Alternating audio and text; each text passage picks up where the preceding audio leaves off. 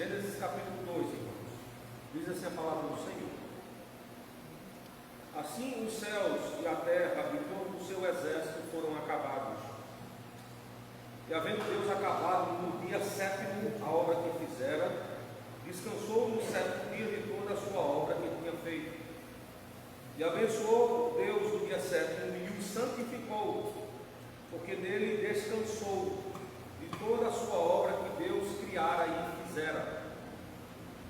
Então, estas são as origens dos céus e da terra, quando foram criados, no dia em que o Senhor Deus fez a terra e os céus, e toda a planta do campo que ainda não estava na terra, e toda a erva do campo que ainda não brotava, porque ainda o Senhor Deus não tinha feito chover sobre a terra, e não havia homem para lavrar a terra.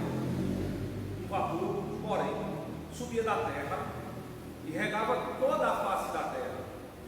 E formou o Senhor Deus o homem do pó da terra, e soprou em suas narinas o fôlego da vida, e o homem foi feito alma vivente. E plantou o Senhor Deus um jardim no Éden, do lado oriental, e pôs ali o homem que tinha formado. E o Senhor Deus fez brotar da terra toda a árvore agradável à vista, e boa para a comida, e a árvore da vida no meio do jardim, e a árvore do conhecimento do bem e do mal. E saía um rio do Éden para regar o jardim, e dali se dividia e se tornava em 4 braços. E o ouro dessa terra é bom. Ali há o bélio e a pedra sardônica. Irmãos, desculpe, eu acho que eu pulei um verso aqui, 10, 4, 12. Vou ler novamente 10, 11 e 12. E saía um rio do Éden para regar o jardim, e dali se dividia e se tornava em 4 braços. O nome do primeiro é Pison. Este é o que rodeia toda a terra de Avilá, onde há ouro. O nome do E o ouro dessa terra é bom. Ali há o bélio e a pedra sardônica. E o nome do segundo rio é Gion. Este é o que rodeia toda a terra de Cush. E o nome do terceiro rio é Hidekel. Este é o que vai para o lado oriental da Síria. E o quarto rio é o Eufrates. E tomou o Senhor Deus o homem e o pôs no jardim do Éden, para o lavrar e o guardar. E ordenou o Senhor Deus ao homem, dizendo: de toda a árvore do jardim comerás livremente, mas da árvore do conhecimento do bem e do mal, dela não comerás, porque no dia em que dela comeres, certamente morrerás. E disse o Senhor Deus: não é bom que o homem esteja só, far-lhe-ei uma ajudadora idônea para ele. Havendo, pois, o Senhor Deus formado da terra todo o homem, aliás, todo o animal do campo e toda a ave dos céus, o trouxe a Adão, para este ver como lhe chamaria. E tudo o que Adão chamou a toda a alma vivente, isso foi o seu nome. E Adão pôs os nomes a todo o gado e às aves dos céus e a todo animal do campo, mas para o homem não se achava ajudadora idônea. Então o Senhor Deus fez cair um sono pesado sobre Adão, e este adormeceu, e tomou uma de suas costelas e cerrou a carne em seu lugar. E da costela que o Senhor Deus tomou do homem, formou uma mulher, e trouxe-a a Adão, e disse a Adão: esta é agora osso dos meus ossos e carne da minha carne. Esta será chamada mulher, porquanto do homem foi tomada. Portanto, deixará o homem o seu pai e a sua mãe, e apegar-se-á a sua mulher, e serão ambos uma carne. E ambos estavam nus, o homem e a sua mulher, e não se envergonhavam. Capítulo 3, irmãos.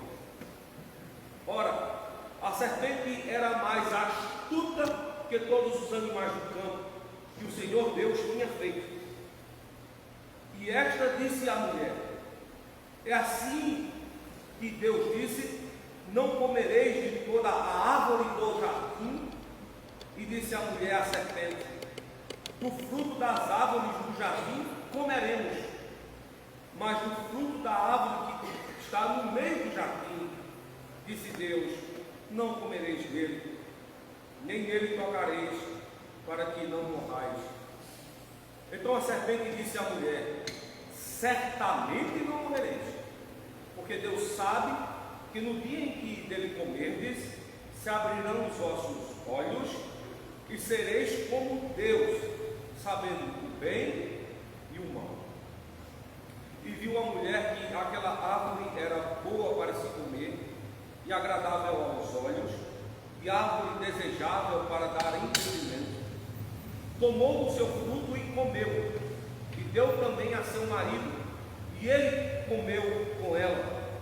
Então foram abertos os olhos de ambos, e conheceram que estavam nus, e coseram folhas de figueira, e fizeram para si aventais. E ouviram a voz do Senhor Deus, que passeava no jardim pela viração do dia. Esconderam-se Adão e sua mulher na presença do Senhor Deus, entre as árvores do jardim. E chamou o Senhor Deus a Adão e disse-lhe: onde estás? E ele disse: ouvi a tua voz soar no jardim, e temi, porque estava nu, e escondi-me. E Deus disse: quem te mostrou que estavas nu? Comestes tu da árvore que te ordenei que não comesses? Então disse Adão: a mulher que me deste por companheira, ela me deu da árvore e comi. E disse o Senhor Deus à mulher: por que fizeste isto? E disse a mulher: a serpente me enganou e eu comi. Então o Senhor Deus disse à serpente: porquanto fizeste isto, maldita serás mais que toda a fera, mais que todos os animais do campo. Sobre o teu ventre andarás, e pó comerás todos os dias da tua vida. E porém inimizade entre ti e a mulher, e entre a tua semente e a sua semente. Este te ferirá a cabeça, e tu lhe ferirás o calcanhar. E a mulher disse: multiplicarei grandemente a tua dor e a tua conceição. Com dor darás à luz filhos, e o teu desejo será para o teu marido, e ele te dominará. E Adão disse: porquanto deste ouvidos à voz de tua mulher, e comeste da árvore que te ordenei, dizendo: não comerás dela. Maldita é a terra por causa de ti, com dor comerás dela todos os dias da tua vida. Espinhos e cardos também te produzirá, e comerás a erva do campo, no suor do teu rosto comerás o teu pão, até que te tornes a terra, porquanto dela foste tomado, porquanto és pó, e em pó te tornarás. E chamou Adão o nome de sua mulher Eva, porquanto era a mãe de todos os viventes. E fez o Senhor Deus a Adão e a sua mulher túnicas de peles, e os vestiu. Então disse o Senhor Deus: eis que o homem é como um de nós, sabendo o bem e o mal. Ora, para que não estenda a sua mão, e tome também da árvore da vida, e coma e viva eternamente, o Senhor Deus, pois o lançou fora do jardim do Éden, para lavrar a terra do que fora tomado. E havendo lançado fora o homem, pôs querubins ao oriente do jardim do Éden, e uma espada inflamada que andava ao redor, para guardar o caminho da árvore da vida. Temos aqui, portanto, irmãos, a palavra do Senhor. Percebam O capítulo 1 ele encerra com a criação do homem. Nós temos ali no capítulo 1, certamente temos ali no capítulo 1, então, o esplendor da criação. Depois vocês podem ler, se quiserem façam isso agora, mas quando encerra o capítulo 1, a narrativa da criação do homem, ela subjaz todo o restante da narrativa da criação. É uma criação tal qual especial. Veja, na criação do homem, o Senhor pôs a sua imagem naquele que Ele e o Senhor fizeram ou constituíram com as suas mãos. Então vimos domingo passado, então, toda a estrutura da criação do homem. Então, aquelas duas partes completamente interligadas, a quem no capítulo 2, no verso número 7, vai chamar de alma vivente. Veja, a parte material do homem, junto a isso, então a sua parte espiritual, a parte imaterial. Então, veja, a junção de corpo e espírito, fazendo com que nós tenhamos uma alma vivente. Vocês também perceberam que logo depois de Deus ter criado o homem então vê toda a criação completamente elaborada, completamente realizada, completamente feita. Então não havia mais nada para que o homem pudesse, portanto, criar. Deus já havia criado todas as coisas. Então eu usei uma figura de linguagem dizendo que quando o homem, portanto, ele é chamado à existência e ele chega, portanto, ali na sua casa que tem por nome Éden, tudo já está plenamente feito pelas mãos do Senhor. E é como se fosse uma noiva que acabara de entrar no seu recinto, porque o casamento acabara de ser celebrado, e ela agora iria procurar viver uma vida matrimonial, portanto, com o seu digno noivo, com o seu esposo. Mas o esposo, tão apaixonado pela sua noiva, agora lhe dará um prêmio. E vejam, o prêmio está aqui entre os versos de número 1 a 3, do capítulo 2. O Senhor lhe dá descanso. Então entenda, de que o homem descansaria se nada fez? É uma pergunta intrigante que nós fazemos ao texto. De que descansaria o homem se nada fez? Então veja, a palavra Shabat que aparece aqui no capítulo 2, ela é muito mais nobre do que simplesmente entender como descanso. Veja só o que aqui diz os versos de número 1 a 3.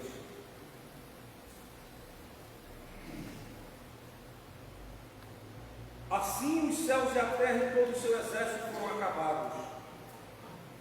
E havendo Deus acabado no dia 7, a palavra que é Shabat, a obra que fizera, descansou no Shabat, no 7º dia, de toda a sua obra que tinha feito. Agora verso 3. Abençoou Deus o dia 7º. Veja, a palavra aqui usada para abençoar lhe dá maior dignidade. Então, Deus dá maior dignidade ao dia. E que dignidade seria essa? Por que o Shabat ele é diferente dos outros dias?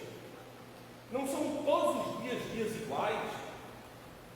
Parece que nessa sociedade que vivemos, a sociedade pós-moderna, nós não julgamos assim. Por exemplo, não há nenhuma maior grandeza entre o domingo em relação à segunda-feira, ou a segunda em relação à terça, e aí subsequentemente.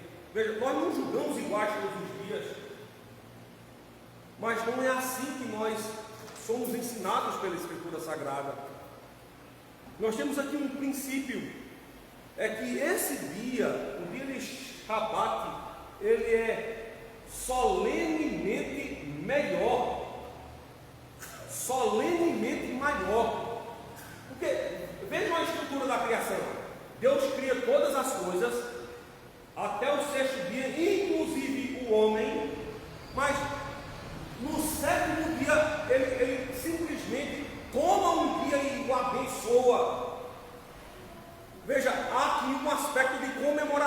Deus está literalmente comemorando a obra da criação. Tudo o que ele fizera, é como se nesse dia ele parasse para contemplar a obra da criação. Veja a estrutura do sétimo dia. Então, quando Deus cria o Shabat, o sétimo dia, é para que o homem veja todo o aspecto da criação e reflita nisso. Deixa eu falar algo para vocês. Se você ler de Levítico capítulo 1 até Levítico capítulo 7, então você tem ali Deus dando ao povo a estrutura do culto. Aí Deus diz assim: olha, a liturgia do culto é essa. Façam assim para que vocês possam me adorar. Então o povo se dirigia no Shabat para adorar ao Senhor, e chegando no Shabat para adorar ao Senhor, eles iriam refletir através do sacerdote e do profeta naquilo que Deus houvera feito desde o primeiro dia até o sétimo dia. Então eles iriam lembrar de Deus através da criação.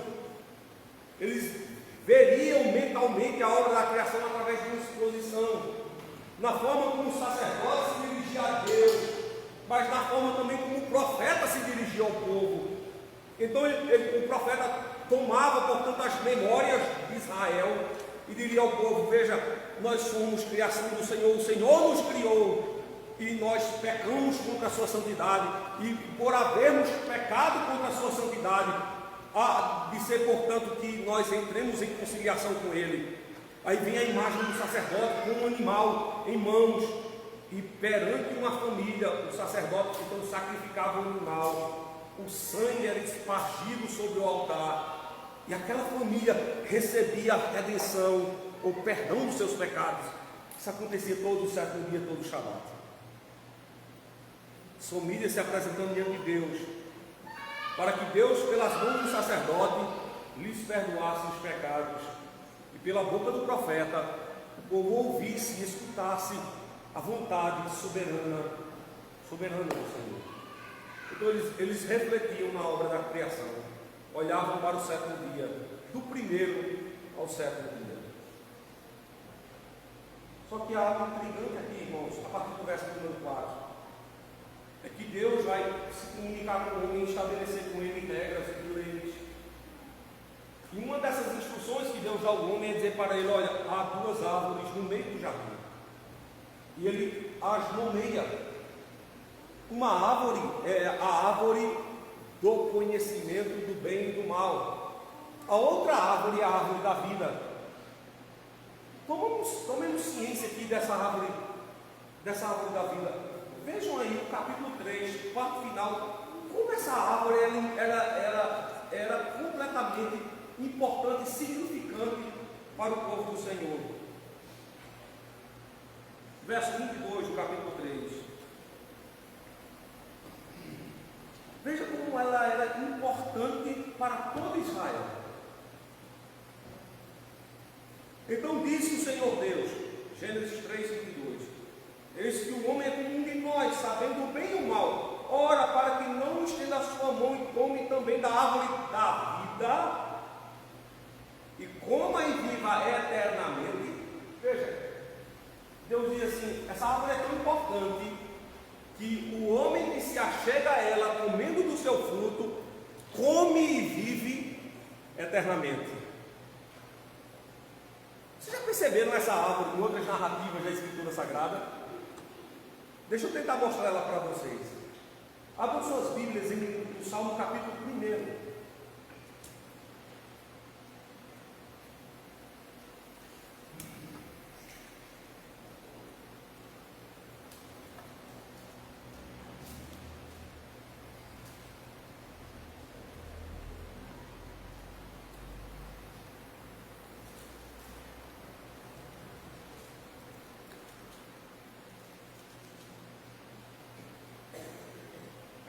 Verso 3.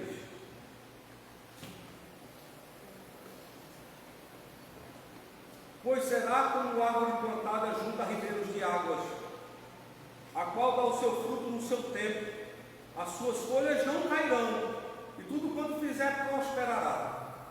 Veja, quando o salmista vai cantar um cântico ao Senhor. Então ele diz abertamente: é como uma árvore plantada junto a ribeiros de águas, cuja frutos e folhas eles não caem, eles estão lá de forma perene. É uma árvore cantada como uma árvore de redenção, colocada junto a um rio também perene. Apocalipse 22, verso 1.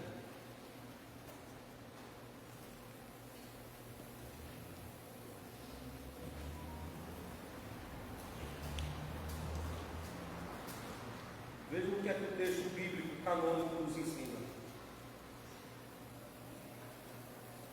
E mostrou-me um rio puro da água da vida, claro como cristal, que procedia do trono de Deus e do Cordeiro, no meio da sua praça. De um e de outro lado do rio estava a árvore da vida. Veja, uma árvore plantada junto ao rio. Eu sabia que o Salmo 1 está fazendo referência a essa árvore da vida. E Apocalipse 22, interpretando o Salmo 1, está dizendo que é a árvore da vida que está junto do rio. A pergunta é: quem é essa árvore? Quem é essa árvore que está junto de um rio? Que quando tomamos do seu fruto e de suas folhas, servem para o bem-estar de todos os homens. Veja o que é que o verso 2 ainda nos diz. Escute bem.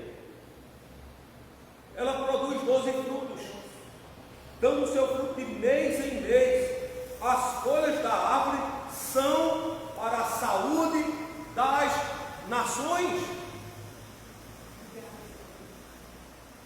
Que árvore é essa? E quando tomamos do seu fruto, nós somos dignamente, extremamente abençoados. Veja, há um momento em que Cristo, perante os seus discípulos e apóstolos, ele diz assim: eu sou a árvore e vós sois os ramos. Cristo aponta, portanto, para si, literalmente, como aquela árvore que, tendo acesso a Ele, nós teríamos saúde e comunhão com Deus. Agora, veja como isso é impactante. Quando nos achegamos à mesa do Cordeiro, à mesa do banquete do Cordeiro, nós encontramos aqui dois frutos. O fruto do trigo. Que fruto é esse? Pão. E nós encontramos no vinho o fruto da videira. Nós encontramos a uveira, dois elementos da árvore, que quando tomamos, serve para a nossa saúde espiritual e nossa reta comunhão com Deus. Mas também espelha uma comunhão horizontal, a comunhão que temos com os nossos irmãos. Veja, a árvore da vida era um lembrete da nossa comunhão com Deus. Agora veja, existem duas árvores no Éden. Uma é a árvore da vida. E qual é a outra? A árvore do conhecimento ou da ciência, do bem e do mal. Agora veja, quando Deus estabelece uma lei ao homem, Ele diz assim: de qual árvore você não toma? Do conhecimento do bem e do mal. E qual era a pena que repousava sobre essa árvore? Porque aquele que dela tomar do seu fruto, lembrem-se, verso 17 do capítulo 2: certamente morrerás. É ali no verso número 17 que concebemos o que é pecado. O pecado é uma direta violação da lei de Deus que resulta em morte. palavra morte é quebra de comunhão.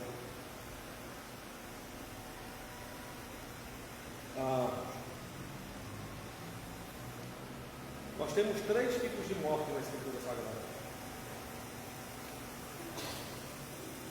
Nós temos a morte física. Na morte física nós quebramos a comunhão com os homens. Então, quando morremos fisicamente, nós quebramos a comunhão com os homens, porque nós não vamos ter mais contato com eles. Nós saímos da cidade viva para a cidade dos mortos, para o cemitério. Existe uma outra morte que a Escritura nos diz, da qual nós nascemos literalmente apartados. Chama-se a morte espiritual. Naquela morte nós não temos comunhão com Deus. Veja, quando nascemos, nós nascemos ligados à nossa mãe, aos nossos pais, e o primeiro fruto que nós usamos é o fruto da nossa mãe. Nós tomamos do seu seio, nós experimentamos aquele fruto,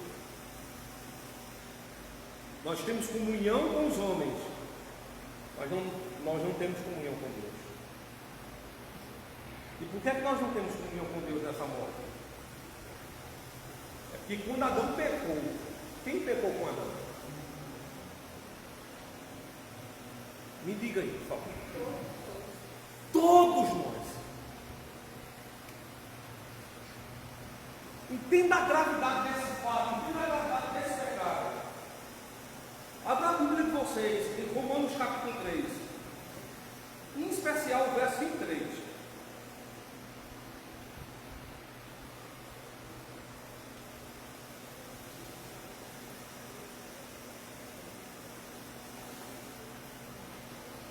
Alguém poderia ter a voz e ler para mim? Romanos 3, 23. Pois todos pecaram e carecem da glória de Deus. Porque todos pecaram. A palavra todos que está aí no teu texto vem da palavra grega pantos. E ela é uma palavra transcendental. Ela não pertence ao tempo. Veja só. Existe um tempo que regula todas as nossas ações. A palavra tempo aí é a palavra cronos. Ou seja, nós temos a medida de todas as coisas. Então, por exemplo, como foi que nós chegamos a esse momento aqui na escola dominical? Então tem um aviso cronos. Às 9h30 nos reunimos para o café, às 10 horas nos reunimos para ouvir a palavra de Deus e estudar o Evangelho. Cronos. Basicamente às 11 horas, quando o pregador decide encerrar, nós encerramos, né? Cronos.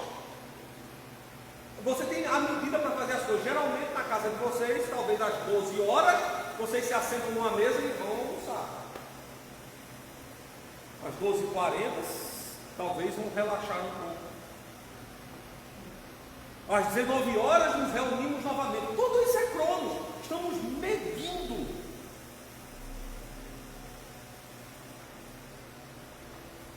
Em dezembro, eu fui visitar meus familiares. Peguei uma série de recordações. Aí estava lá a recordação do meu nascimento. Eu vou falar para que vocês não esqueçam. 26 de fevereiro. Aí. Mas estava lá uma marcação cronos, às 16 horas e 30 minutos do dia 26 de fevereiro de 1982, eu vim à existência. Cronos. Só que a palavra pantos, todos, não se refere a isso. A tradução legal para essa palavra é porque todos pecaram. Bora para a tradução legal. Todos do passado, todos do presente e todos que vêm a existir pecaram contra Deus. Agora veja como quebra a nossa tradição.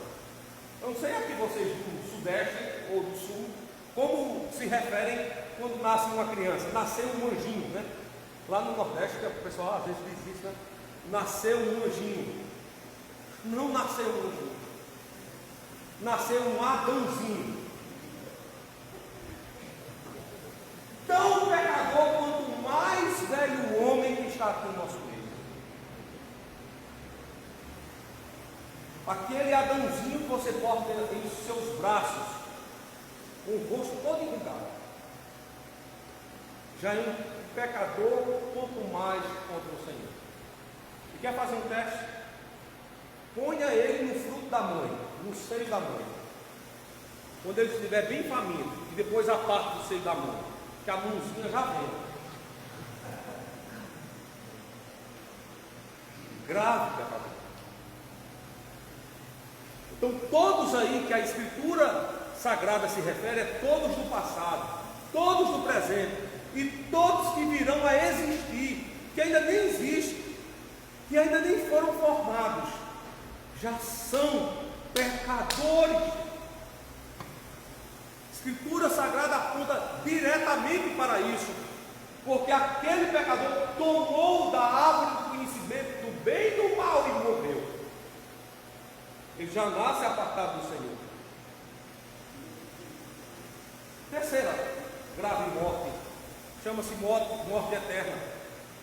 É quando o homem, morto em seus delitos e pecados, apartado da comunhão com Deus, chega à morte, e ele está eternamente morto.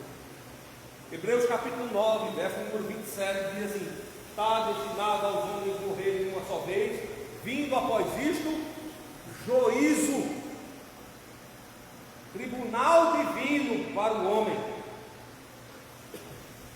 Então veja, o homem toma da árvore do conhecimento do bem e do mal e morre, quebra a sua comunhão com Deus. Qual é o fruto direto dessa quebra de comunhão com Deus? Ele vai morrer, não é isso? E veja como é que ele morre. A pergunta que eu vou fazer agora para vocês: ele morre imediatamente? Sim e não. Essa é a resposta. Ele morre imediatamente, ele se aparta de Deus. Eu vou provar isso para vocês. E não, ele ainda dura sobre a face da terra. Por exemplo, se vocês fizerem um cálculo cronológico, quando a gente chegar lá em Gênesis 6, vocês lembram do que é que acontece em Gênesis 6? Dilúvio. Deus batiza por imersão toda a humanidade. Todos morrem, com exceção de 8 pessoas: Noé, sua esposa, Sem, Cão e Jafé, suas 3 esposas. Ali estava quem? Se você fizer o cálculo cronológico, é ali que Adão morre, nas águas colossais do dilúvio. Mas antes que a gente chegue lá, deixa eu mostrar algo para vocês. Eu vou ter que provar biblicamente que quando Adão e Eva comem do fruto, eles morrem.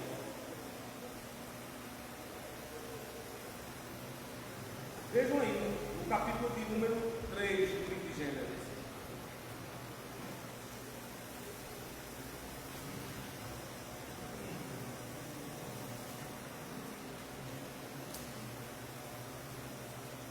Versos finais.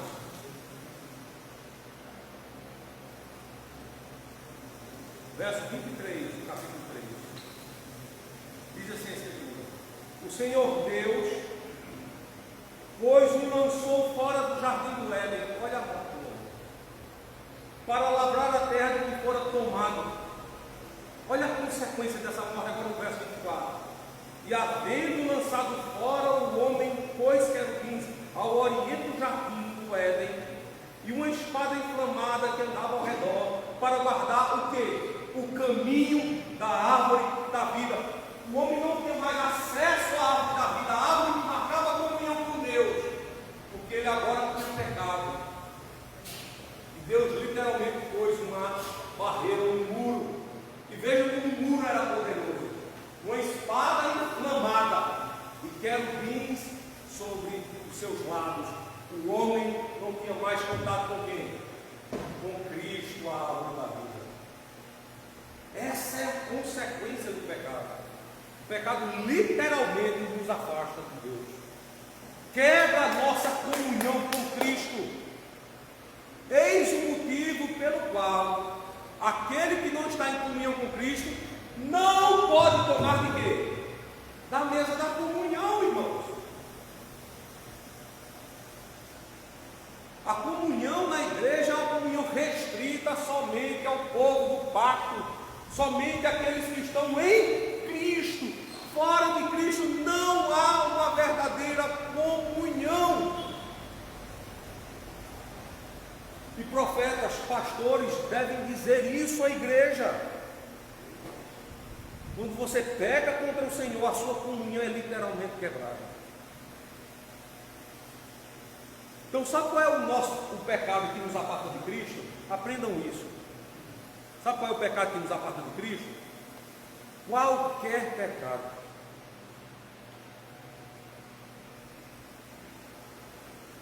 Qualquer pecado não confessado. A partir do momento em que confessamos os nossos pecados, o Senhor nos perdoa dos pecados e nos traz a comunhão com Ele. É quando o pastor vai celebrar a comunhão, a ceia do Senhor. Então todos os crentes são chamados a se colocarem de pé. Aí lembra daquela oração que é uma oração consagratória, os elementos, pão e vinho. Naquela oração todos nós pedimos perdão pelos nossos pecados. Senhor, perdoa os nossos pecados. Mas por que nós dizemos isso? Para que a gente se achegue à mesa da comunhão, a árvore da vida, e tomemos de Cristo. E é interessante que Cristo diz isso acerca dele, né? Mateus 26, verso 26, vocês podem ler isso aqui ou quando chegarem em casa. Cristo diz: isto é o meu corpo, sobre o pão e sobre o vinho, isto é o meu sangue. Então corpo e sangue estão aqui na mesa da comunhão, literalmente estão aqui diante da árvore da vida.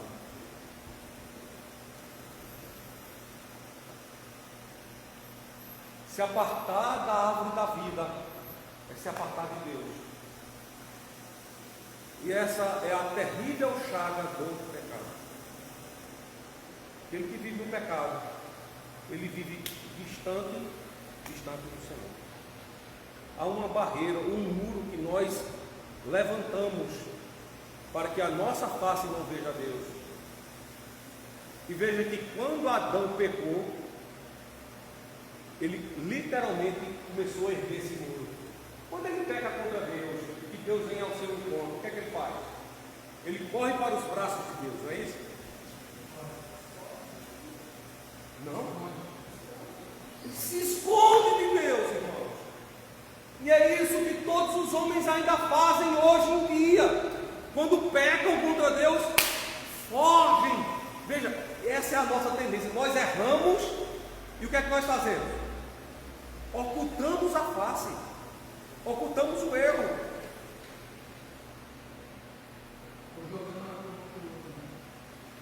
Eu me lembro quando eu era pequeno, eu sei, o Josi sabe que eu já contei isso lá na Igreja da Aliança várias vezes. Eu sei quantas vezes eu apanhei 4 vezes. E sei o motivo das 4 pisas que eu levei.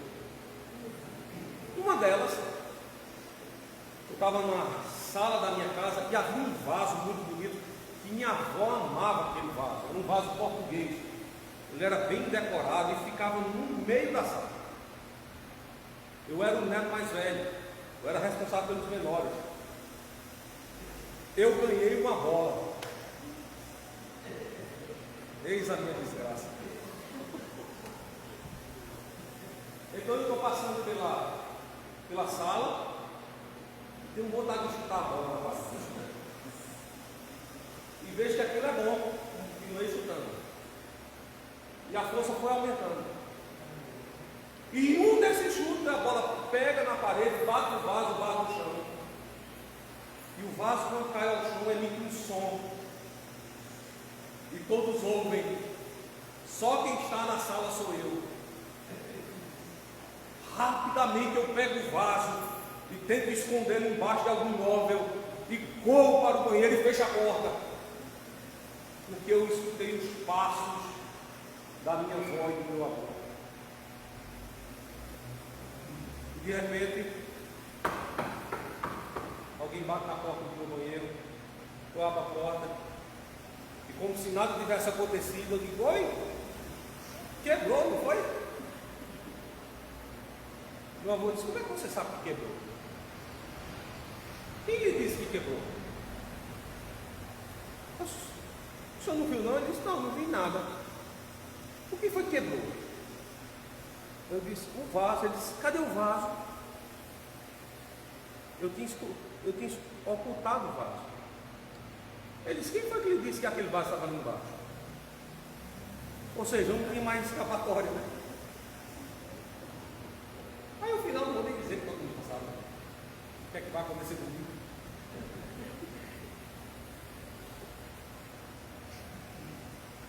Da mesma forma foi Adão. E vocês perceberam algo aí na narrativa, né? Eva come do fruto e nada acontece. Deixa eu fazer uma pergunta a vocês, é uma pergunta teológica, viu? E se faz lá dentro do cenário. Por que Eva, quando come do fruto, nada acontece? Perceberam isso? Eva come, Adão come, os olhos se abrem. Vocês sabem por quê? Porque quando Deus emitiu a lei para quem? Para o homem, para Adão. Não pesava a lei de Deus sobre ela. A lei pesa sobre Adão. Quem é responsável pelo pecado? Adão. Em nenhum momento do Novo Testamento você vê Paulo ou Cristo ou um dos apóstolos dizer assim: Eva comeu e se tornou transgressora.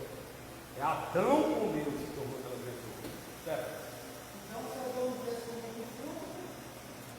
Eva seria responsabilizada pelo erro, mas não pelo pecado. Adão come o fruto e aí.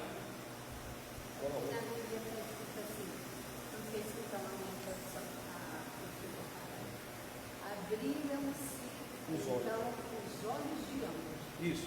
Mas na hora que Adão come e os olhos deles se abrem. Eva come, não acontece nada. Lê anteriormente. Eva come, e eles continuam na mesma fase. Adão come e os olhos. Quem comeu? Eva comeu primeiro.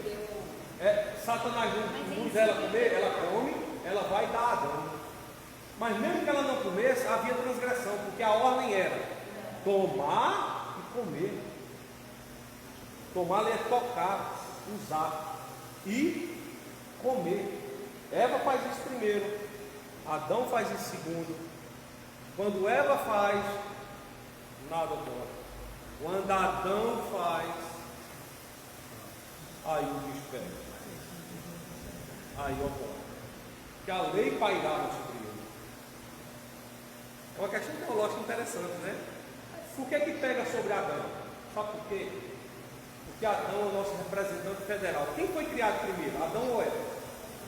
Adão. Eva vem de Adão, da costela de Adão. Então Adão é o nosso representante federal. A palavra federal é uma palavra teológica, não é uma palavra científica, política, não. É uma palavra teológica. Adão é o representante de toda a humanidade. Então, no acerto de Adão, nós acertamos, mas no erro de Adão, todos nós erramos. É por isso que Romanos 3,23 diz: porque todos pecaram.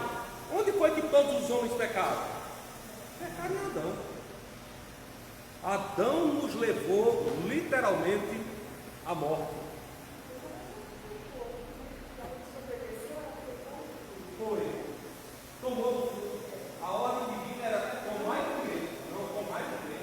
Mas ela come comigo, porque ela come e dá. Ela come e dá a ele. Mas quando ela come, nada ocorre. Mas quando ele come, todos os olhos de ambos, de Adão e Eva, se abrem. Eles agora concebem o que é pecado. E como é que eles conceberam o que é pecado? Eles olham para si como estão, mas eles estavam nus antes. Por que agora percebem que estão nus?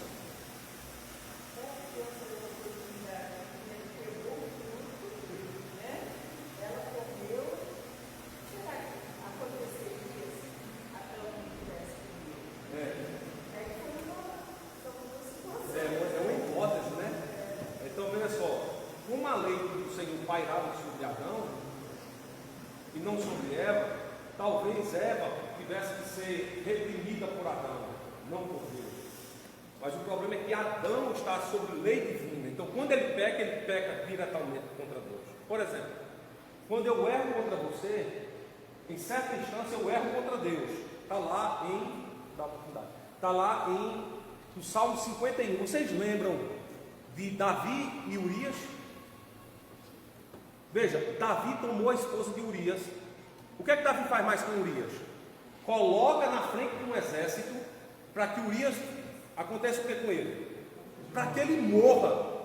Então, quando Urias morre e o profeta vem ter com Davi, diz assim: olha, tinha um homem que só tinha uma ovelha. Vocês sabem da história, né? Tinha uma ovelha, alguém mais forte foi lá e tomou a única ovelha que tinha desse homem. Aí Davi depois diz: esse homem sou eu. Quando ele vai orar lá no Salmo 51, o que é que ele diz? Contra ti somente pequei e fiz o que é mal diante dos teus olhos. Davi reconhece que contra quem ele tem pecado? Contra Urias ou contra Deus? Contra ti somente pequei e fiz o que é mal aos teus olhos. Então veja, em primeira instância, todo erro e todo pecado é um erro e pecado diretamente contra Deus. Mas quando eu erro contra você, eu também erro contra você. Então, naquele instante, Eva poderia ser muito bem reprimida pelo fato dela ter tomado o fruto e ter comido. Duas coisas que Deus havia proibido a Adão. Mas quem não deveria ter feito aquilo era quem? Adão. E ele fez. Você falou que se Adão não comesse, só não comesse, o pecado não cairia sobre ela, mas o erro sim. O que aconteceria se o erro caísse sobre ela? Ela ia ser castigada ou ia ficar... É isso que eu estou dizendo. Ela receberia alguma certa reprimenda, ou repreensão, porque ela tinha errado contra Adão. Mas veja, o problema de Adão ter comido é que Adão estava debaixo de quê? Ordem divina. Você já viu aquela teoria do guarda-chuva? Veja, está chovendo, Deus está mandando a chuva. O homem protege sua família. A sua esposa está debaixo do guarda-chuva. A esposa estende os braços e protege quem? Seus filhos. Quem protege a esposa? Veja, quem é o cabeça da relação? É o homem. Então veja, sobre o homem pousava essa aliança divina. Eva estava debaixo do homem. Não é isso que Paulo diz, né? O homem é o cabeça da mulher. Então Eva iria pagar diante de Adão, mas Adão comendo do fruto, ele paga diante de Deus. Não havia ninguém sobre ele a não ser o Senhor. Essa é a gravidade do pecado. Adão comeu, homens e mulheres se tornaram transgressores. Estão apartados de Deus. E é por isso que nós morremos.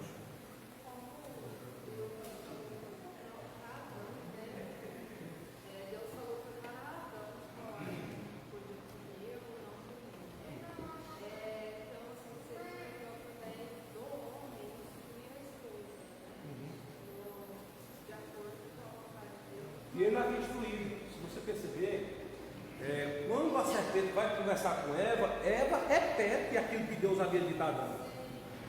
O problema é que ela se deixou seduzir pelo encanto do fruto e pela forma como a palavra de Deus fora torcida. Se você perceber ali, em nenhum instante a serpente mente para Eva, mas ele torce a palavra. Ele torce a palavra. Ele cita a palavra de Deus torcida, de forma a enganar. Vou dar um exemplo para vocês. Lembram que quando Cristo está no deserto, vai ser tentado, o que é que Satanás usa contra ele? Usa a palavra de Deus, em especial o Salmo 91, né? Ele usa o Salmo 90, aos teus anjos darás ordens ao teu favor, e eles virão em teu benefício. Veja, ele usa o Salmo 91 de forma torcida. Depois usa a lei de Deus em Deuteronômio de forma torcida. Então veja, uma das formas de sermos enganados pelo nosso grande adversário é que ele usa a palavra de Deus de forma torcida.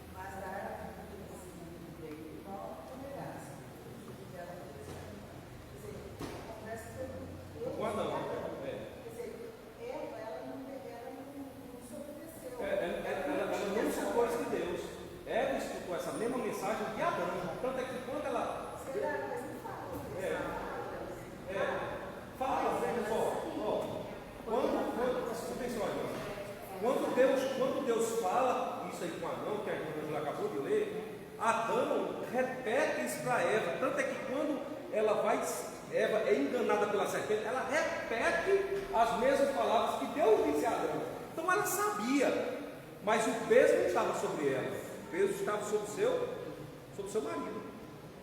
Paulo. Uma dúvida. Ali no jardim, tem um jardim físico. Sim. Um jardim físico. Aí Deus, Adão e Eva, a serpente, seria Satanás.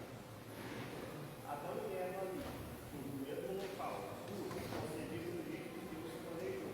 Então, seria dois planos. Um que Deus planejou, e um não que aconteceu. Vamos dizer. A serpente estava ali, nesse local físico, a árvore que vem O espelho do mal, Adão e Eva de uma forma pura e Deus não ali. Veja lá. O que você tem no Éden é toda a criação. E Deus não é a criação. Deus é o criador. Então Deus está, veja, Deus está a par da criação, no sentido de estar, ao mesmo tempo que ele se envolve com a criação, ele tem domínio sobre toda a criação. Ele não está embutido na criação. Então no Éden está toda a criação do Senhor. Toda a criação. Satanás é a criação. É um anjo. Mas já caiu. Então, quando ele cai, onde é que ele é lançado? Está lá, se você ler Isaías capítulo 12, ou Ezequiel capítulo 28, você vai ver que ele é lançado em terra. A palavra terra ali é o local onde Adão e Eva também. Dê uma olhadinha lá em Isaías capítulo 12, Ezequiel capítulo 28, quando tem a narração da queda do diabo. Então é esse homem que caiu. Ó, deixa eu ler aqui,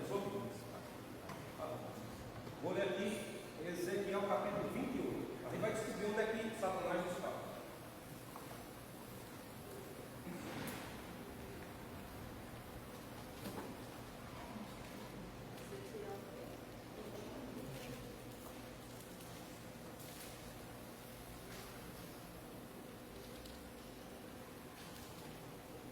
Ezequiel capítulo 28, verso 11. Escutem bem, viu? Aonde o diabo estava? Assim veio a minha palavra do Senhor dizendo: Filho do homem, levanta uma lamentação contra o rei de Tiro e diz-lhe: Assim diz o Senhor Deus: Tu és o sinete da perfeição, cheio de sabedoria e formosura.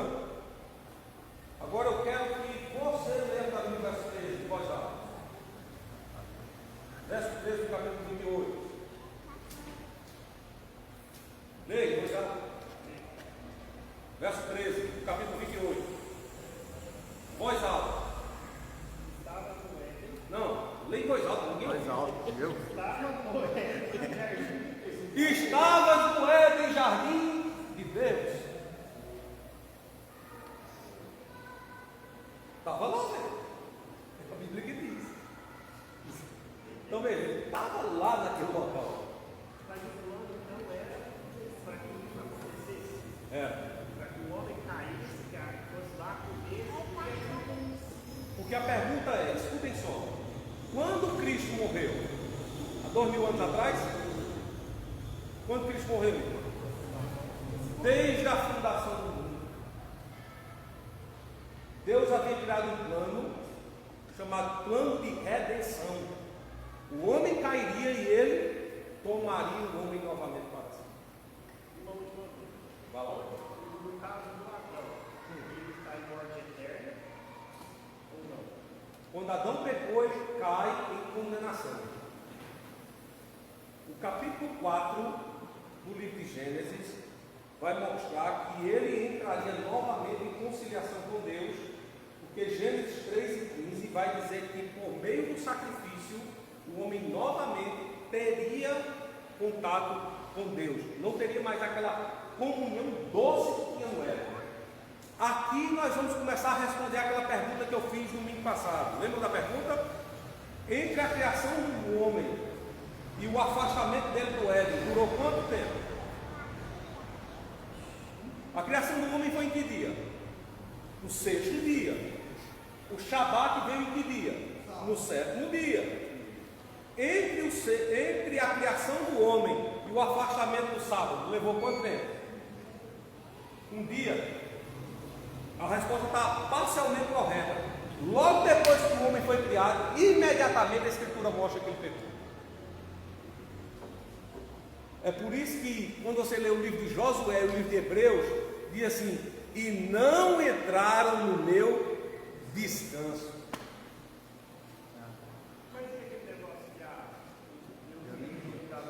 Então, aquele negócio que Deus vinha todo o tempo, não tem isso na Bíblia. O primeiro encontro que Deus teve com o homem foi logo após a sua queda.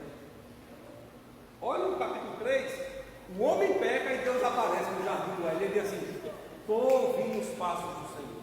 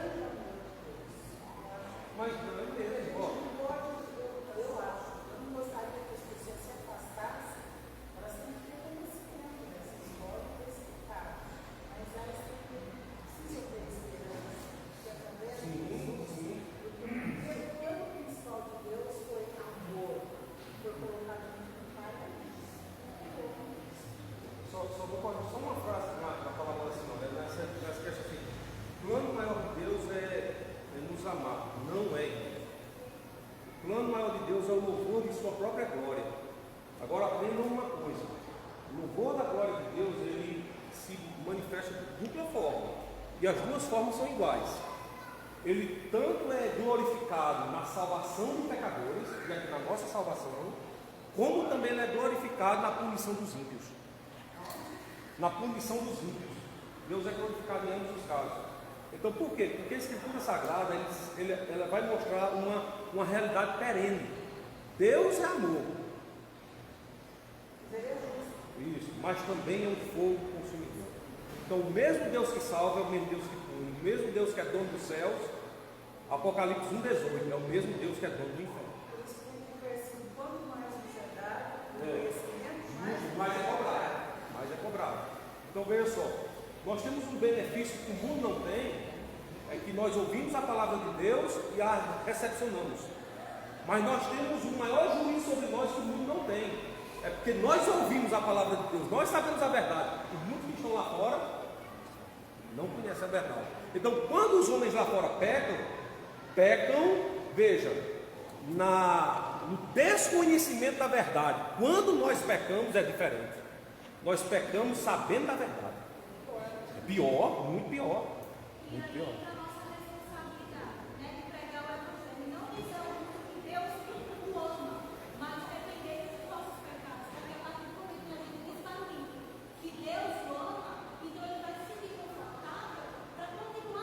Justamente, olha, Josi sabe, aconteceu comigo, irmãos. E não foi ninguém que disse, aconteceu comigo. Eu morava em Recife no início dos anos 2000. Eu morava no 7º andar, um prédio.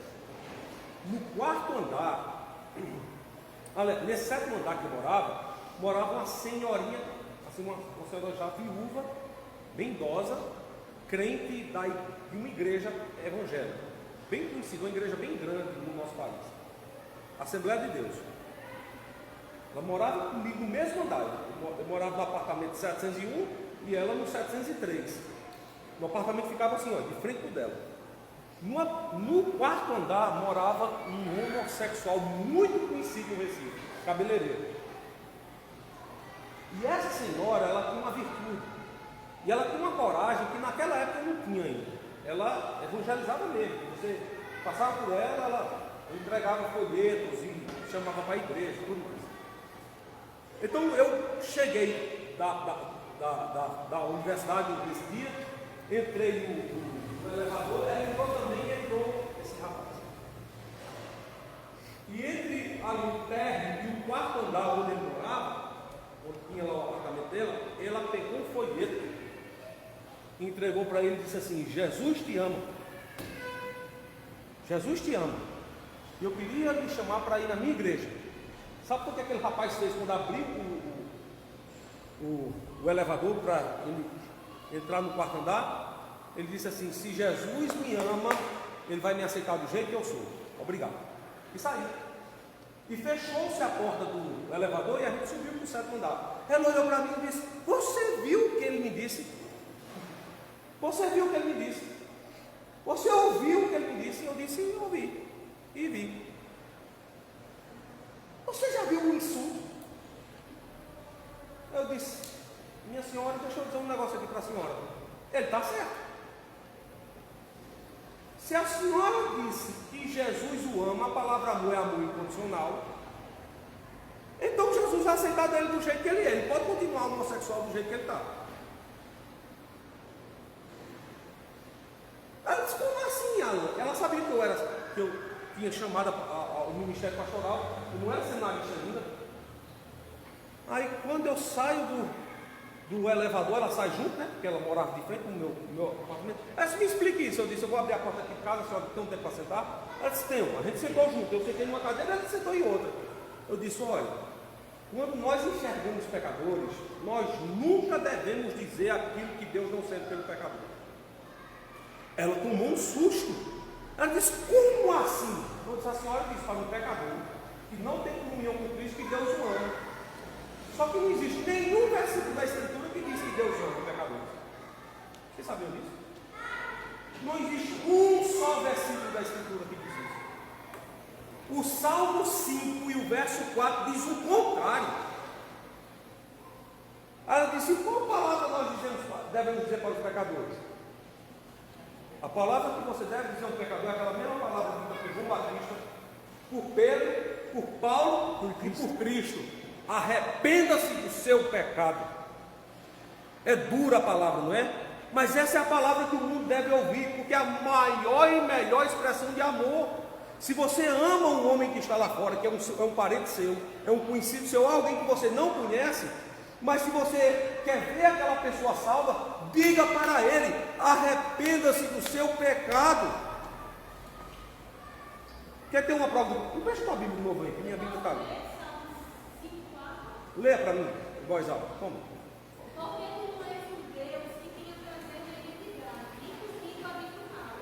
Os loucos não pararão na tua vista. Odeias a todos os que praticam a maldade. A palavra maldade ali é a palavra iniquidade, no hebraico, que é a palavra pecado. Nesse caso, eu pensei que daquela parte da Bíblia que fala que um planta, outro rega, outro cresce, e é o Espírito Santo que trabalha. Eu acho que diante disso, fica muito aquela outra passagem que fala que nós não devemos ser eternos. Quanto mais a gente ouve, mais é cobrado diferente, é na rotina da nossa vida, é a nossa vida. Todos nós temos, mas essa mulher ela não usava, ela fez a parte dela. A gente não conhece o propósito de Deus, nem sabe se o moço já foi salvo, a gente não conhece a história, porque é obra do Espírito Santo, não está na nossa, a gente está julgando. Mas Fazer a nossa parte. mesmo assim, na hora da evangelização, da pregação do evangelho, a gente só pode dizer dizer aquilo que a Bíblia determina aquilo. A gente não pode dizer uma coisa que a Bíblia não autoriza. Se você se propõe a fazer isso, Faça de forma faça na bíblica. palavra. Isso, faça na palavra. Porque assim, você não pode, mas você não pode dizer uma coisa que. Olha, aprendam isso, irmãos. Veja, nós nunca podemos dizer uma coisa que Deus não disse. Nunca podemos dizer isso. A gente sempre tem que dizer aquilo que Deus ordena que a gente fale. Aí você diz assim, mas é duro. Ora, como é duro para um pai ou para uma mãe corrigir um filho pequeno? Não é duro? Mas o pai e a mãe faz para ver o futuro bem do filho. Se o pai e a mãe não corrigem, o filho vai nascer completamente propenso ao erro. Então veja, a forma como nós devemos tratar o mundo é para que os homens aprendam acerca do verdadeiro amor de Deus. Deus ama seu povo, que é a sua igreja, e não mais outro povo. Ele tem uma noiva, não tem duas, não tem três, que é a sua igreja. E se nós não dissermos isso ao mundo, nós corremos um grande perigo de ensinarmos um Deus que não é o Deus da Escritura.